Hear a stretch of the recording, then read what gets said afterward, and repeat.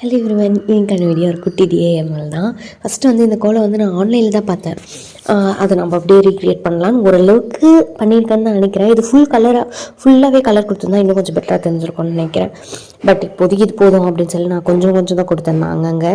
But இதுவே ஃபுல்லாக colour கொடுத்தா நல்லாயிருக்கும்னு நினைக்கிறேன். நான் இன்னொரு நாளைக்கு எனக்கு கட்சி கோலம் போட்டேன். நான் அப்போ வந்து ஃபுல்லாக கலர் கொடுத்து காட்டுறேன். அது எப்படி இருக்குன்னு பார்க்கலாம். அது இன்னும் கொஞ்சம் பெட்டராக இருக்கும் கன்ஃபார்மாக. அவ்வளோதான், கோலெல்லாம் போட்டு பிடிச்சிட்டு பிரேக்ஃபாஸ்ட்டுக்கு ரெடி பண்ண முன்னாடி ப்ரஷ்லாம் பண்ணிவிட்டு வந்து அடுப்பு பற்ற வைக்கலாம் அப்படின்னு சொல்லி. இந்த ஓலெல்லாம் வச்சு பற்ற வச்சா ஈஸியாக பற்ற வச்சிடலாம். இல்லைன்னா கொஞ்சம் கஷ்டமாக தான் இருக்கும் அடுப்பு பற்ற வைக்கிறதுக்கு. உங்களுக்கு யாருக்காச்சும் தெரியலைன்னா பார்த்து தெரிஞ்சுக்கோங்க, தெரிஞ்சவங்க அப்படியே ஸ்கிப் பண்ணிட்டு போயிருங்க. அவ்வளோதான். ஓலெல்லாம் வச்சு பற்ற வச்சுட்டு அதுக்கப்புறமா ஃபஸ்ட்டு வந்து பருப்பு தான் வேக வச்சிட்ருக்கேன். அதுக்கப்புறம் கூட நம்ம வேறு ஏதாச்சும் செய்யணுன்னா செஞ்சுக்கலாம். ஏன்னா பருப்பு வைக்கிறதுக்கு ரொம்ப நேரம் ஆகும். அண்டு பருப்பு வெந்துட்டுருக்கும் போதே சைட் பை சைடு நம்ம வெங்காயம் தக்காளி கட் பண்ணி போடுறது அந்த மாதிரிலாம் கூட பண்ணிக்கலாம். நம்ம உட்காந்து தானே செய்கிறோம் இங்கே. அதெல்லாம் கட் பண்ணி போட்டுட்டு அப்புறம் பருப்பு வேக வச்சோமா ரொம்ப நேரம் ஆகும்.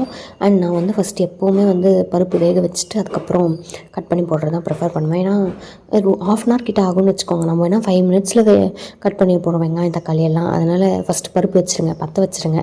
அது பற்றுறதுக்கே கொஞ்சம் லேட் ஆகும். அதுக்குள்ளவே நீங்கள் கட் பண்ணி முடிச்சிடுவீங்க மோஸ்ட்லி. அதனால் ஃபஸ்ட் நீங்கள் வந்து இது பண்ணிடுங்க, அடுப்பு பற்ற வச்சுருங்க, பருப்பு போட்டுருங்க. அது பாட்டுன்னு அது வெந்துட்டுருக்கட்டும். அது பாதி வெந்ததுக்கப்புறம் வெங்காயம் தக்காளி போட்டால் கூட வெந்துடும்.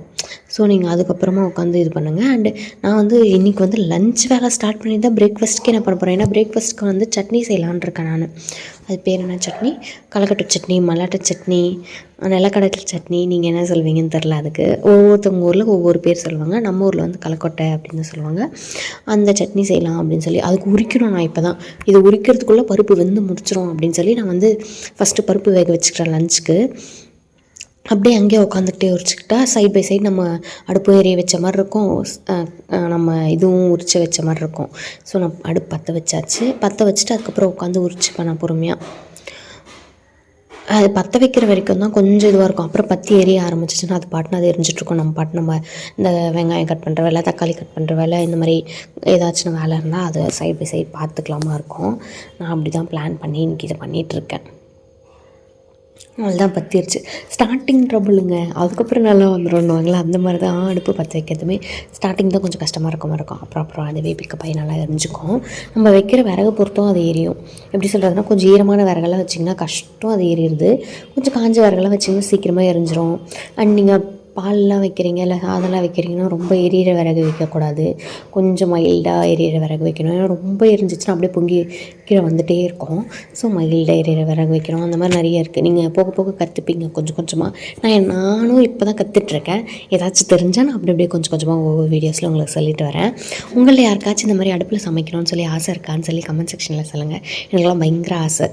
நம்மளும் வீட்டில் அந்த நம்ம இதுலலாம் பார்த்துருப்போம்ல, இந்த ஓலை குடிசை மாதிரி வச்சு அந்த மாதிரி வச்சு சமைக்கணும் அப்படின்னு சொல்லி எனக்கு ஆசை. பார்ப்போம் ஃப்யூச்சரில் நமக்கு நடக்குதா இல்லையான்னு சொல்லி. உங்கள் வீட்டில் அப்படி இருக்கான்னு சொல்லி கமெண்ட் செக்ஷனில் சொல்லுங்கள். இந்த மாதிரி எங்கள் வீட்டில் இருக்குது, நாங்கள் அதில் தான் சமைக்கிறோம் அப்படின்னு சொல்லுங்கள். அந்த மாதிரி ஏதாச்சும் இருந்தாலும் கமெண்ட் செக்ஷனில் சொல்லிப்போங்க. நம்ம வீட்டில் அந்த மாதிரிலாம் எதுவும் இல்லை, சும்மா வெளியே எடுத்துகிட்டு வந்து வச்சுப்போம், மழை வந்தால் உள்ளே எடுத்துகிட்டு போய் வச்சுப்போம். அந்த மாதிரி அடுப்பு தான் நம்ம வீட்டில் இருக்கிறது இப்போதைக்கு. ஃப்யூச்சரில் மேபி மேலே கொட்டாயெல்லாம் போட்டு பண்ணால் நல்லாயிருக்கும், பார்ப்போம். நிறைய பேர் வீட்டில் மேலே கொட்டாய் மாதிரி போட்டிருப்பாங்க, பெர்மனெண்ட்டாக அந்த அடுப்பு வச்சுருப்பாங்க. அதுக்கு மண்ணெல்லாம் பூசி மொழுவி அப்புறம் செம்மண்ணெல்லாம் வச்சு கோலம்லாம் போட்டு அந்த மாதிரிலாம் பண்ணுவாங்க. 3 அடுப்பு வச்சுருப்பாங்க ஒரு சிலவங்க வீட்டில். சிங்கிள் அடுப்பு இப்போ நான் வச்சுருக்கேன்ல, இங்கே சமைச்சிட்ருக்கேன்ல, அந்த மாதிரி ஒரு அடுப்பு. டபுள் அடுப்பு ஒன்று, ஒரு பக்கம் சாதம் ஒரு பக்கம் சாம்பார் செய்கிற மாதிரி டபுள் அடுப்பு ஒன்று இருக்கும். உங்கள் வீட்டில் அந்த மாதிரி அடுப்பு இருக்கா இல்லையா? நீங்கள் ஸ்டவ்வில் தான் சமைச்சிருக்கீங்களா? இல்லை முன்னாடிலாம் நாங்கள் அடுப்பில் தான் செஞ்சுட்ருந்தோம், இப்போ தான் ஸ்டவ் மாற்றினோம், இல்லை நாங்கள் இப்போவும் அடுப்பில் தான் செய்கிறோம், இல்லை நாங்கள் ஃபஸ்ட்லேருந்தே ஸ்டவ்வில் தான் செய்வோம். அந்த மாதிரி எது இருந்தாலும் கமெண்ட் செக்ஷனில் சொல்லிட்டு போங்க. அண்ட் உங்களுக்கு அடுப்பில் செய்கிறதுக்கு பிடிக்குமா பிடிக்காததுக்கு என்ன ரீசனு? இல்லை எனக்கு ஆசையாக இருக்குது பிடிக்கும் ஆனால் எங்கள் வீட்டில் இல்லை அப்படின்னா அதுக்கு என்ன ரீசன்? அந்த மாதிரி நீங்கள் எங்கேயாச்சும் பார்த்துருப்பீங்கல்ல, இங்கே பார்த்தேன் எனக்கு இந்த மாதிரி செய்யணுமா ஆசையாக இருக்குது அப்படின்னு சொல்லி. இந்த மண் பாத்திரம்லாம் எனக்கு அப்படி தான், இந்த மண் பாத்திரமே வச்சு சமைப்பாங்கள்ல அந்த மாதிரி ஃபுல்லாக அப்படியே அந்த மாதிரி ட்ரெடிஷ்னல் ஒரு குடிசை வீடு மாதிரி போடணும் அப்படின்னு ஆசையாக இருக்குது. பார்ப்போம் ஃப்யூச்சரில் நடக்குதா இல்லையான்னு சொல்லி. உங்களை யாருக்காச்சும் அந்த ஆசை இருந்தால் சொல்லுங்கள். நமக்கும் நடக்கும்னு நினைக்கிறேன், பார்ப்போம். அப்படி ஏதாவது நடந்தால் நான் கண்டிப்பாக அந்த அப்டேட் கொடுக்குறேன் உங்களுக்கு. சரி பார்ப்போம். ஃபஸ்ட்டு வந்து அதான் சொன்னேன்ல, நான் வந்து ஃபஸ்ட்டு பருப்பு வச்சுட்டேன். அதுக்கப்புறம் தான் அதுக்கான பூண்டு, வெங்காயம் எல்லாம் உரிச்சிட்ருக்கேன். இப்போ தான் பூண்டு உரித்து முடிச்சாச்சு. இதுக்கப்புறம் வெங்காயம் உரிச்சிட்டு தக்காளி எல்லாம் இதுக்கப்புறம் தான் நான் போடவே போகிறேன். இப்போதைக்கு அந்த அடுப்பில் இருக்கிற தண்ணி சூடு கூட ஏறி இருக்காது. இப்போ நான் உரிக்கிற டைமில் சூடு கூட ஏறி இருக்காது. ஸோ நம்ம இப்போ போட்டாலே வெந்துடும். அதனால தான் ஃபஸ்ட்டு அடுப்பு பற்ற வச்சுட்டு அதுக்கப்புறம் இது கட் பண்ணுங்கன்னு சொல்கிறேன். ஒரு சில டைம் நான் உள்ளே உட்காந்து எல்லாம் கட் பண்ணிவிட்டு அப்புறம் கூட ஒரு செட்டை எடுத்துகிட்டு வந்து வைக்கிற டைமும் உண்டு. நம்மளோட விஷ் தான், நமக்கு எப்படி வேணுமோ அப்படி. இன்னைக்கு வந்து இந்த மாதிரி பண்ணுறேன்னா நாளைக்கு அப்படி கூட பண்ணுவேன், என்னோடய விருப்பம். ஆனால் மோஸ்ட்லி வந்து நீங்கள் அங்கேயே போய் உட்காந்து கட் பண்ணி போட்டிங்கன்னா கொஞ்சம் சீக்கிரமாக முடிக்கிற மாதிரி இருக்கும். இங்கே உட்காந்து கட் பண்ணி போட்டாலே அங்கே போய் நீங்கள் உட்காந்து சும்மா அடுப்பு ஏற வைக்கிற மாதிரி தான் இருக்கும். ஸோ நீங்கள் போய் அங்கேயே கூட உட்காந்து பண்ணிக்கலாம். அண்ட் நின்று பண்ணுறதுனால நிறைய பிரச்சனை வருது அப்படின்னு சொல்கிறாங்க. அதுக்கு நம்ம இந்த மாதிரி ஒரு அடுப்பு வச்சு உட்காந்தே பண்ணிக்கலாம் அப்படின்னு சொல்லி எனக்கு தோணுது. ஏன்னா நிற்கிறதுனால வர பிரச்சனைக்கு ரொம்ப அதிகம். அதுக்கு உட்காந்தே பண்ணிக்கலாம். அண்ட் ரொம்ப நேரம் உட்காந்தும் இருக்கக்கூடாது, ரொம்ப நேரம் நின்றுட்டும் இருக்கக்கூடாது. அண்ட் இந்த மாதிரி நீங்கள் வெளியே வச்சு சமைக்கிறீங்க, அங்கே வந்து உங்களுக்கு ஷெல்ஃபெல்லாம் இல்லை அப்படின்னா எல்லா பாத்திரமும் எடுத்துகிட்டு வர்றது, அப்புறம் இந்த மிளகாத்தூள், மஞ்சள் தூள் அதெல்லாம் மறக்காமல் எடுத்துகிட்டு வர்றது, உப்பு எடுத்துகிட்டு வர்றது, கடுகு, எண்ணெய் எல்லாம் எடுத்துகிட்டு போகிறது எல்லாமே கொஞ்சம் ஒரு பிக் டாஸ்க் தான். இதுக்கெல்லாம் எழுந்து நடக்கணுமா அப்படிங்கிற மாதிரி இருக்கும். உங்களுக்கு அங்கேயே ஒரு ஷெல்ஃப் இருக்குது, உள்ளே ஒரு கிச்சன் மெயின்டைன் பண்ணுறீங்க, வெளியும் ஒரு கிச்சன் மெயின்டைன் பண்ணுறீங்க, லைக் இந்த மாதிரி அடுப்புக்கிட்டே ஒரு கிச்சன் மெயின்டைன் பண்ணுறீங்கன்னா அப்போ கொஞ்சம் ஈஸியாக இருக்கும். அவ்வளோதான். இப்போ எல்லாம் கட் பண்ணி வச்சாச்சு. இன்னத்துக்கு இப்போ தான் புகையே வருது பாருங்கள், இப்போ தான் சூடே ஏறுது. அதுக்கப்புறம் அதெல்லாம் போட்டு முடிச்சுட்டு மூடி வச்சுட்டு, மூடி வைக்கும்போது பொங்கும் பருப்பு வந்து கொஞ்சம் பார்த்து ஒரு மாதிரி ஒரு ஆஃப் க்ளோஸ்டாக மூடி வைங்க. அவ்வளோதான் பண்ணி முடிச்சுட்டு இப்போ வந்து நான் மார்னிங் பிரேக்ஃபாஸ்ட்டுக்கு வந்து நிலக்கடலை உரிக்க போகிறேன், கடலக்கொட்டை உரிக்க போகிறேன். உரித்து வச்சிட்டோம்னா அதுக்குள்ளே பருப்பு வெந்துடும். மோஸ்ட்லி ஒரு 1/2 hour ஆகுமா நம்மளுக்கு இது பண்ணுறதுக்கு. 1/2 hourல பருப்புமே வெந்துடும். அதனால தான் நான் ஃபஸ்ட்டு இது பண்ணிடலாம் அப்படின்னு சொல்லி இது பண்ணிகிட்ருக்கேன். உரிச்சிட்டு அதுக்கப்புறம் என்ன பண்ணுறோம் அப்படின்னு சொல்லி பார்க்கலாம். அண்டு நீங்கள் வந்து பருப்பு கூடவே தக்காளி, வெங்காயம் அதெல்லாம் போட்டுருவீங்களா, இல்லை லாஸ்ட்டாக தாளிக்கும் போது தான் வெங்காயம் எல்லாம் போடுவீங்களான்னு சொல்லி சொல்லுங்கள். ஒரு சிலவங்க பூண்டு பருப்பு மட்டும் போட்டுட்டு அப்படியே வெங்காயம்லாம் அப்புறம் தாளிப்பாங்க. நம்ம எப்படி வேணால் பண்ணிக்கலாம், நம்மளோட விருப்பம் தான். அதெல்லாம் பண்ணி முடிச்சுட்டு அதுக்கப்புறம் பாலும் காய வச்சாச்சு. நம்ம லஞ்சுக்கு என்ன பண்ணுறோம் அப்படின்னு சொல்லியும் பார்க்கலாம். லஞ்சுக்கு வந்து வெளியே சமைக்கிறதா தான் கண்டிப்பாக பிளானுமே.